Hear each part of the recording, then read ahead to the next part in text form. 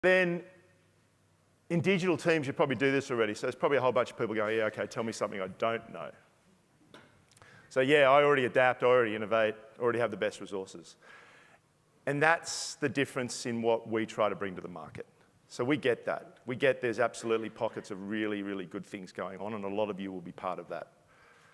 The question is, how do you scale that across the organisation, and how do you sustain it over time? So two big words that we think about and talk about all the time is how do we scale what's happening in particular areas across all the support functions, all the different areas of the organisation that have got absolutely no interest in what you're talking about from a new way of working.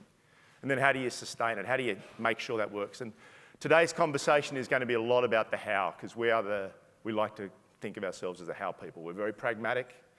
We're all about solving problems. And interestingly enough, no one does really know how to do it for you. Not from the outside. It really amazes me when people turn up and they've got, hey, I've got the latest methodology, or I've got the latest framework, and we're just going to plug it in and it's going to work.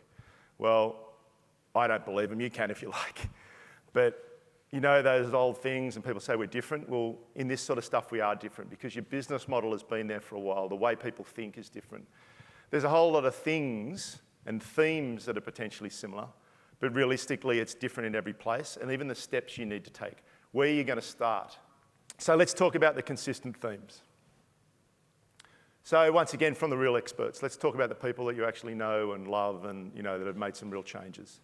So there's a whole bunch of things here. There's, you need to innovate, you need to make mistakes.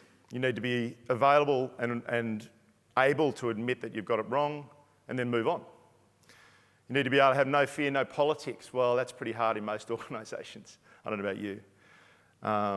One company, one Microsoft, the sort of stuff that Saudi is sort of driving through Microsoft.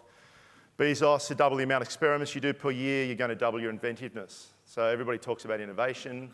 Well, you can hire a really innovative team. You might find the sort of the Steve Jobs if you're lucky enough, but how do the rest of us do it? Well, we keep trying.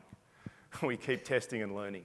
We keep trying to get somewhere with what we're doing, but making sure you're doing it regularly and making sure you keep doing it. And then down the bottom, you need to be able to work out and not afraid to change the model. You need to be interested in making bold changes. You need to dare to change, and you need to be able to, like Shane said, we're really going to try, our aim is to break down silos, work in smaller teams, collaborate more. So scale, new ways of working, experiment, test, learn, action and repeat, rinse and repeat.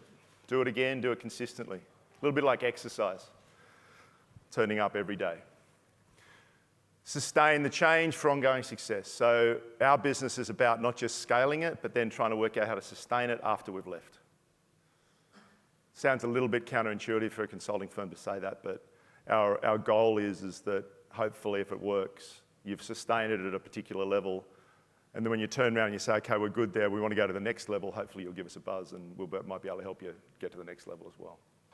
So we're from Australia, we're growing globally. We're in Sydney, Melbourne, Singapore, Warsaw and Los Angeles. We'd like to say we're business agile at scale specialists. So that 80% number is about the amount of work we do in the business side of agile. So not to sort of say that we don't do technology, but most of the focus of where we come from and the value that we find starts with business teams. And then quite often we then get asked to do technology teams after that to sort of translate a little bit and start getting that real connectivity between what the great stuff that the IT teams are doing in new ways of working and starting to get business teams to work on it as well. We work with small and large. We've worked with startups of 60 people, well-funded startups. And we actually really do believe that it's a different approach for different companies. As I said, the themes are similar, but it's different. And then we work in different countries. And even when we're in different countries, and for those of you that have global businesses, you know this as well, when you're talking about asking every day someone to talk about the different way of working, it's different in every place as well, and the different culture and the different starting spot.